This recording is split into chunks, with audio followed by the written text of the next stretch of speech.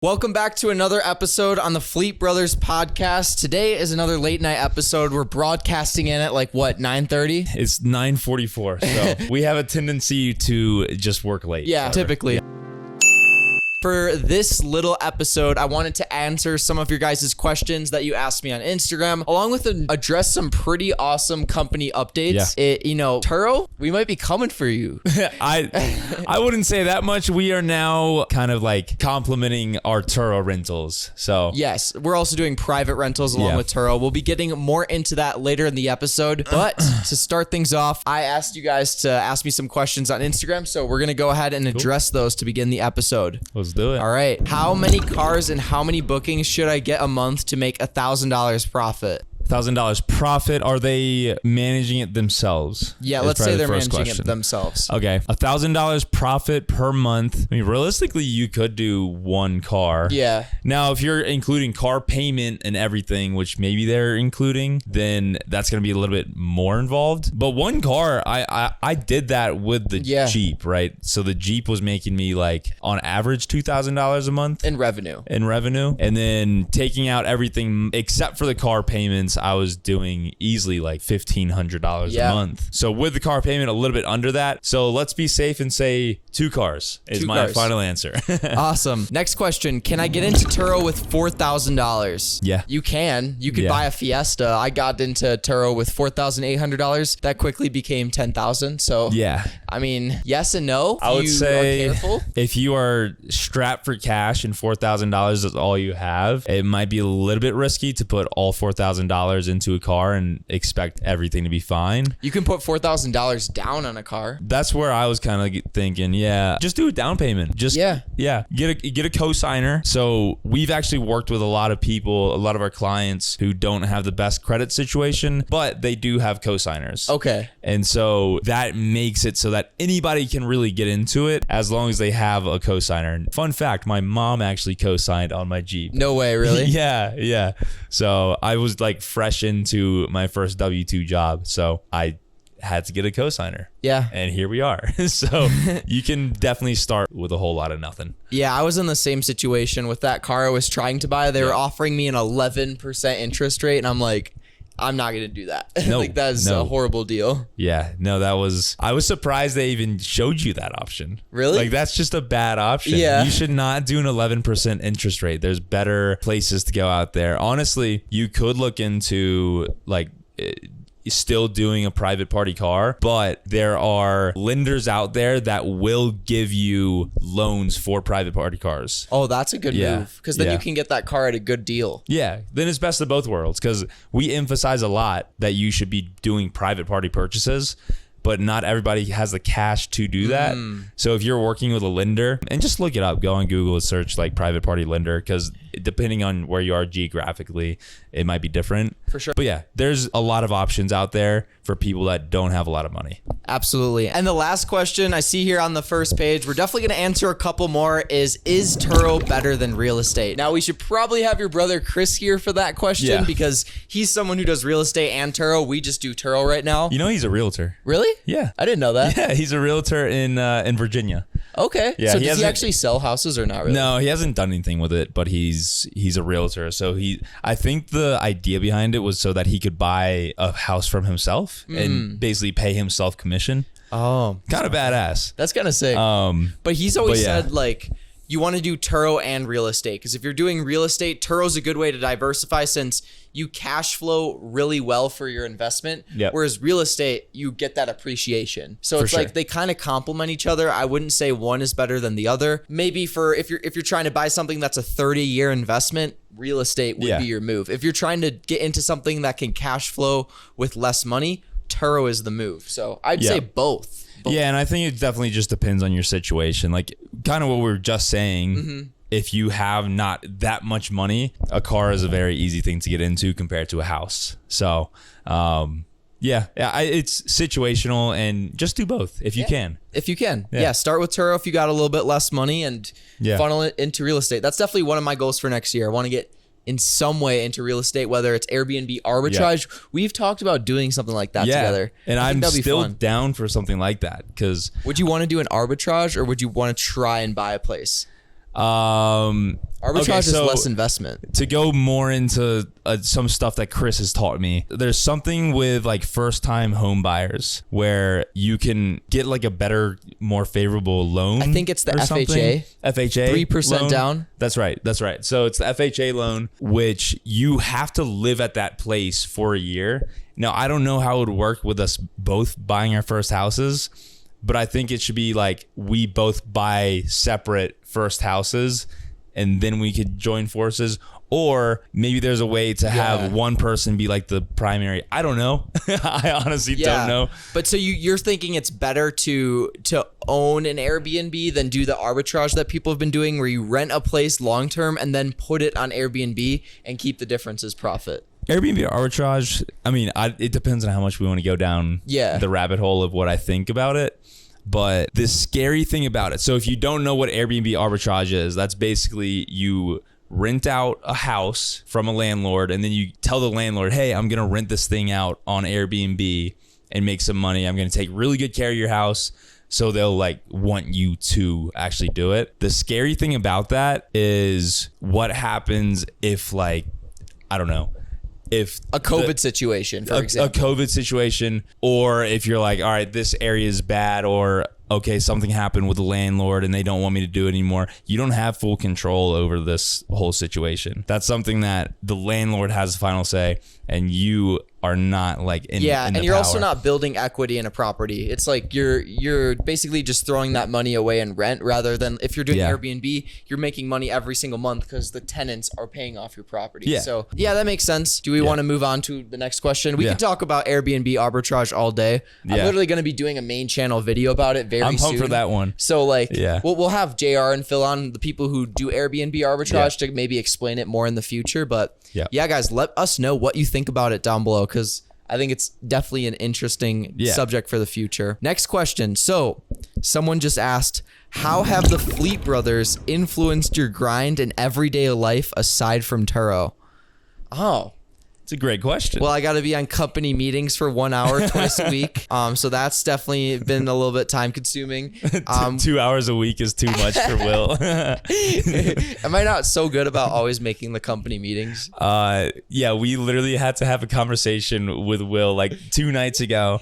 We were in here doing like another podcast, and then we got on the phone with Chris. We stayed up till like 2 a.m. Yeah, bro. this was at 1 a.m. We call him. 2 a.m. we finally hang up. Yeah, we had like an hour call about all the things we need to do better in our business, and one of them was like, Will, don't make us have to tell you to get on the meetings, and then we show up 10 minutes late every time. Yeah, and it was good because like usually I do not like staying up late. I want to have like a very strict sleep schedule, but that was worth it. Yeah. We went over some like big picture, like high level stuff just between the owners of the company. And I don't think we do that enough. Yeah. I don't think we really talk about like our vision with the company or what needs to improve about certain things.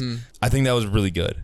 So we should do more things like that and just have like owner meetings and just like talk high level. For sure. And to address the question we got, I would say it's definitely influenced my daily life, but in a good way for sure. Because number one, I'm building something really cool. I like started a whole new passion outside of YouTube, and a lot of it pretty much is content. Like maybe not only on my main channel, but also on this channel. So it's like the viewer is benefiting from this partnership. It's not like I'm making less videos because I'm working on this. I'm actually making a lot more content. So it's like, I think it's a good thing overall for sure. I remember very early on when we first met you and you came out, you were like, I'm just a side hustle guy. I need a main hustle. Yeah. And so it was really cool that it ended up being Arslan Fleet as like the main hustle or like the main business that you're trying to build. That was my issue for years. Like I was doing YouTube, but I was just like, I'm trying to like find like something I really want to stick with. I did so many things, especially like Shopify dropshipping. I was like really set on like trying to make that work. Bro, I spent like a year and a half doing so many stores, and like I see people with like Lambos and shit.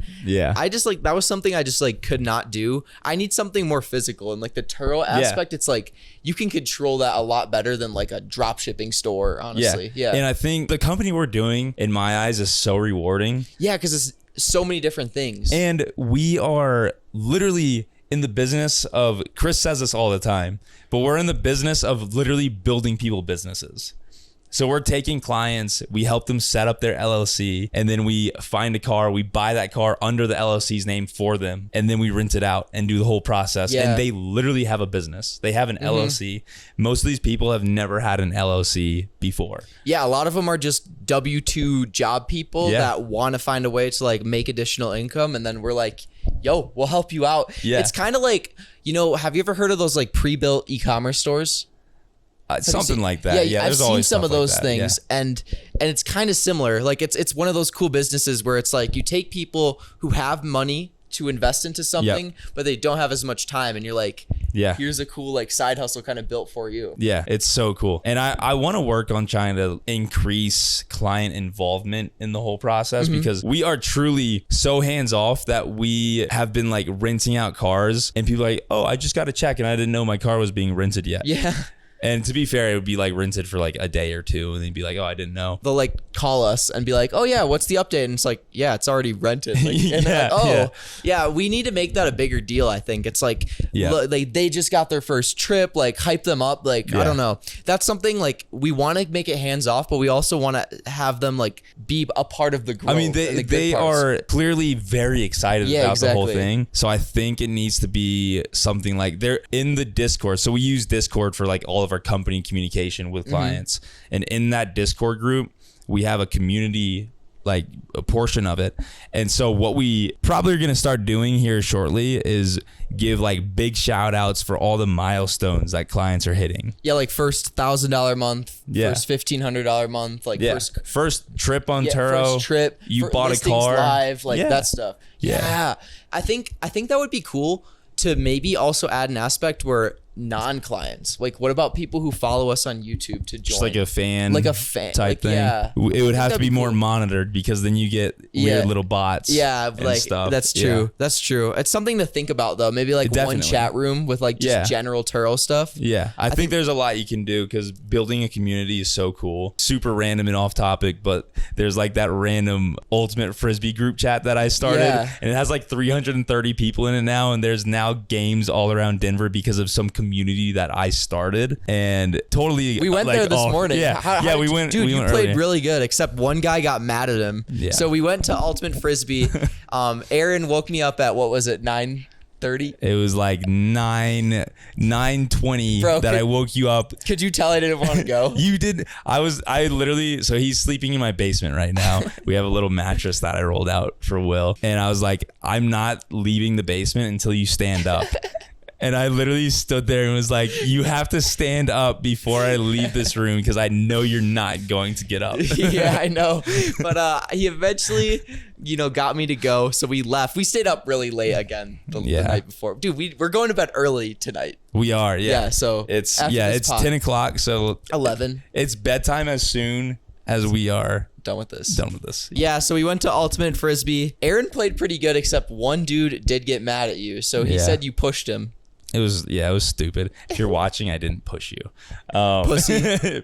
Pussy. Yeah, no. People at pickup games like get very serious about it, which is cool. Like I like that, because I get serious about it too, but I don't get serious to the point where I'm mad at people. But I'm very competitive. Like I will. And then some people take that and get mad at you because you're just competitive. Yeah, like I will beat you at whatever the pickup sport is, unless it's basketball, because I'm too short. But I'm not going to get mad at you. That's a whole different level. Like don't get mad at pickup sports.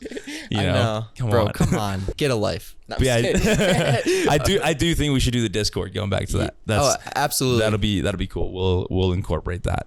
Cool. Somehow. So another question I just got is the Ford Fiesta a good beginning Turo car? No. Watch his videos. Bro. Did you watch his videos? Like, come on. No.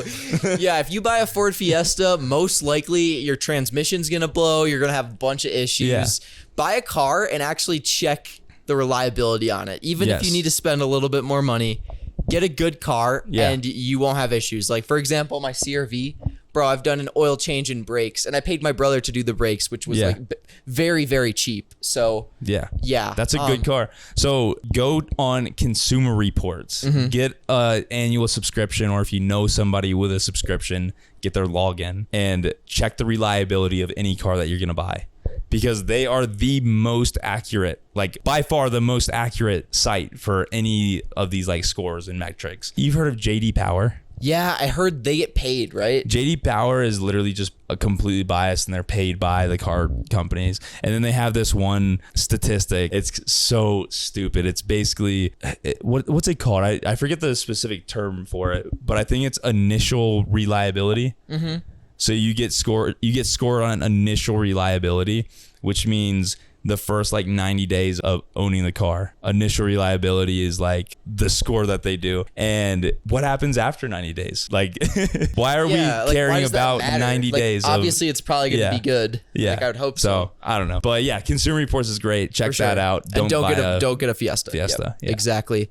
And then the next question to follow that up, what is the best car to get for Turo? I would honestly say, genuinely, this is my personal opinion. You might have a different opinion, I think. Okay. But I would say a car, honestly, around the $15,000 range, private party, maybe 15 to 20 grand range. Yep. No upgrades, nothing like that. Honda, Toyota, Mazda, a lot of good cars. Check the Consumer Reports. Typically SUVs. That's what I would say. SUVs between 15 and 20 grand. Yes. So I totally agree. If you're in Denver, those are great cars, because that's obviously what we're focused on, is like Denver cars. It's going to change based on your market. Oh, for sure. Completely different cars in different markets. If you're in Miami, and you get like a Honda CR-V, maybe it'll do well. Honestly, it might. Dude, honestly, I think people like those mid-size SUVs just because it's a little bit more space. Yeah. They're always going to be willing to pay more. I would say SUV over sedan in most markets. Yeah. Genuinely. Yeah. But the thing about the sedans is the ROI, I feel like. For sure. Yeah. It'll change depending on the market. Like, I think if you're East Coast, like DC area, it'll probably be like a Prius will do really well, because people don't need anything flashy or cool. They just go to DC for business. Yeah, and they want to save money. Same with like Austin would probably be fine with sedans as well. Yeah, but I just like the higher daily rate on the SUVs. Oh, for sure. Yeah. You gotta cash out. But yeah, no, I agree. I think you're spot on about most of that stuff. For sure. Okay, sick. Next question. Oof. Should we answer it? Thoughts on Andrew Tate? Do you know anything about Andrew Tate? I honestly don't. All I know about Andrew Tate is that he gets featured in your videos a lot. Dude, I make so many jokes about Andrew Tate just because that really gets the comments rolling. But yeah, I personally like Andrew Tate. I feel like a lot of what he says is good. His overall message is good. People that get offended with him don't understand that for the most part, he's satire.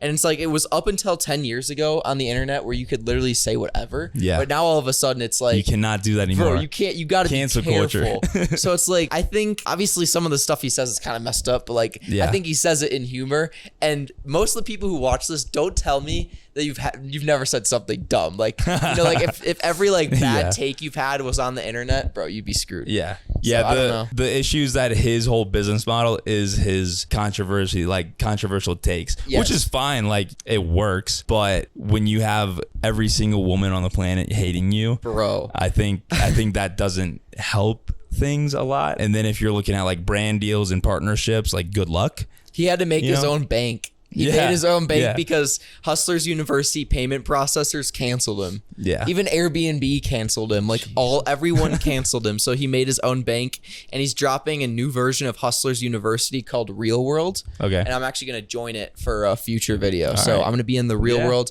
I already locked in my subscription because it would be $149 a month if you wait till it launches. But if you get in on the pre-launch, it's $19. And then $49 a month going forward. So I got that locked in. All right. I was a Hustlers University student. Now I'm a Real World student. You have to meet him. Dude, I will. I think you have to meet him. We should get Andrew Tate on this pod. He does like every pod, bro. I feel like he would. All right, let's get him on. Like, we only have like, what, 900 subscribers right now? We're popping. We're going to get there. We'll get to the point where we can hit up Andrew Tate and be like, no, he's going to hit us up. Actually. Oh, okay. Yeah. For sure. So, coming very, very I don't know what soon. Social media avenue he would use to hit us up, because he's blocked on all of them, but we'll figure it out. All right. This is a question for you too. What's the most money you've lost on an investment or side gig? I already know mine. Mine's the Ford Fiesta. So people, you can watch my videos. I'm almost like done talking about it at this point. Yeah. Just because every Turo video I have to mention it. I think going forward, like I'm not talking about that car. So you guys already know mine. What about you? Was it that car you flipped? Yeah, I was thinking it's probably the car that I flipped. Haven't even flipped. It's sitting in a parking spot. So basically, I flipped a Prius like a little while ago. Made $5,000 off of it. I bought it for like $4,000, sold it for $9,000. All it needed was a new paint job. I paid like $500 to get the doors repainted and made some money. And then I was like, this is cool. I want to get another flip. And so this guy that I had done business with in the past hits me up on Instagram. He's like, hey, I hear you're getting into the car business. I've got a car that you can buy and flip if you want.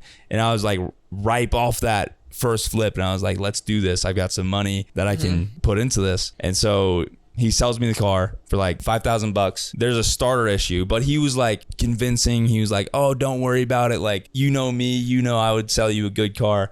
It's just a starter. So I get a starter, or I get a mobile mechanic to go over and install the starter, a new starter. And while the mobile mechanic is working on it, one of the nights, he wasn't there, but one of the nights a car came by and sideswiped it. Yeah. Bro. Sideswipes the car and completely damages the front bumper. And this is like a Mercedes, which everything's expensive on. And apparently, so the guy that sold it to me, he was like, oh, hey, there was a note on the car. I picked the note up off the car.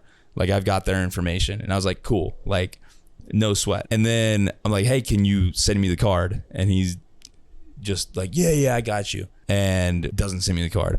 And then hit him up again. Yo, can you give me that card? Yeah, I'll be home in a second and then I can send it to you. And then doesn't do it. And then I text him and I'm like, hey, I need that card. He's like, yeah, I got you. Absolutely nothing. Literally for a month, I was hitting him up like consistently every day, being like, I need the card. Please, I need the information so I can get my insurance payout on this. What do you think? I think I just thought about this for the first time. What if he orchestrated the entire thing? He sold you the car, had his buddy crash it, and then committed insurance fraud. I could see it. Like, I don't know. There's two different things that I think could have happened with it. One would be he did that. So he completely did an insurance fraud, made a whole situation where the car got swiped and collected insurance money on it because it was still registered to him at the time. The other situation that I could see is that there really was a note and there really was somebody that sideswiped it and he was just like, screw it, the car's registered to me, I'm going to take the money. And that's a $6,000 repair. Damn. And if he would have run that in through insurance. So you got your $5,000 and $6,000 from the insurance. He really cashed out on that car, bro. Yeah. Bro, should we call him right now? Live on the podcast? I don't think he's going to answer, but let's call him. Let's call him. Oh, sorry, his phone's recording. Next episode. We'll call him next episode because I do want to solve this. Can you go to the cops? Go to the cops. They'd be like, yo, why are you talking to me about something that happened 5 months ago? Yeah, you should have gone to the cops earlier. I don't know. I think something about me is I'm too trusting of a person. Mm-hmm. So I'll like meet somebody, have a good conversation with them and be like, you would never screw me over, you know? And I just like, even after a week or two of him not giving me the information to get the insurance payout, I was still like, oh no, he's just busy. Like, he's just busy. Like, he'll come around. And it was about more than a month where I was like, okay, until I was like, all right, yeah, this sucks. Damn, and that car is still sitting. It's sitting out in this parking lot that I use, and it has not moved for months. Damn. It literally is sitting there, and there's cobwebs all over it. What are you gonna do? I don't know. I don't know. I just don't have time to deal with it. Thankfully, there's like other ways that I'm making money instead of flipping cars now, so I don't have to deal with it that much. I can either just list it for sale and sell it for whatever the hell it is now, just scraps, I guess, or I can get it fixed up and then sell it. It just all sounds like a headache. Like, I don't have time to deal with this stuff right I get that. Yeah. I would be the same way. Do we want to end with the company update? So now, on top of doing Turo rentals for our clients, we also, on our personal website, are doing private rentals. So we're going to start promoting our website through Google as a way to rent cars. It's going to be Arslan Fleet Car Rentals. We're going to be available in all of our locations. So Denver, some of the Austin cars, one Chicago car. I think Dallas, we're getting a couple cars. At Dallas, we're getting a couple. So we're going to be able to list all of our cars on our website. And we're no longer going to be a slave to Turo because we got commercial insurance with Lula. And that's pretty much all you really need to start doing private rentals. Yeah. Other than like contracts and much of boring stuff. But and I think something that we might end up doing is collaborating with other Turo hosts that want an avenue to rent other than just Turo. And so we can let them rent on our website. We're getting there. We still need to perfect our process, and then we'll figure out how we can expand to allowing other people host their cars on our site. Yep. But yeah, it's very exciting. There is a software called Fleetwire that if you haven't heard about it, this is what is changing our whole business. We'll actually leave a link down below in the description for those of you who are Turo host and you want to maybe get your own site, right? Yeah. That's with Fleetwire. That's also an option. So we'll actually leave a link down below. Yeah. So basically, we've been having weekly calls with the owner and lead developer of Fleetwire, which is really cool. So just to give you some understanding of what exactly that is, you've heard of CarSync if you're a Turo host. If you haven't heard of CarSync, it's essentially like automated messaging. It's like a property management software for cars where you can send out automatic messages like when somebody books the car or when certain things happen, and just keep track of every single detail about the rentals. Fleetwire is their competitor, one of their competitors, who not only does everything that CarSync does, but they also allow you to rent private party. So they literally give you the ability to have your own website for renting out your cars. So it's pretty crazy the power that they're giving to hosts. Yes. And like our whole business has changed because of it. Yeah. Absolutely. And we're working with them on a weekly basis. And just as a host myself, I'm giving him all the tips and knowledge about what a Turo host needs to see. Yeah, like Aaron gave him a little to-do list of like things he would love to see with Fleetwire, and every single week he's checking things off that list. Like it's crazy. He is really trying to make like the best possible website, which I think is awesome. Yeah, he's genuinely just like, this is his baby right now. This is what he's putting all of his time and effort towards, is Fleetwire. And it's really cool how our paths have crossed when my baby is Arslan Fleet, and I'm putting everything possible towards Arslan Fleet right now, and he's doing the same thing with Fleetwire, and they just work so well together. Pretty cool. So much awesome stuff coming, guys. I appreciate you so much for watching. I think this was probably one of our best podcasts yet. I'm happy with how it went. We're trying to keep it short, but also like interesting. We don't want to drag things on for no reason. So if you guys enjoyed, smash a like down below. Also, leave a comment. Tell me what you thought, and subscribe. Yep. Awesome. Thank you, guys. I'll see you in the next one. Peace. Peace.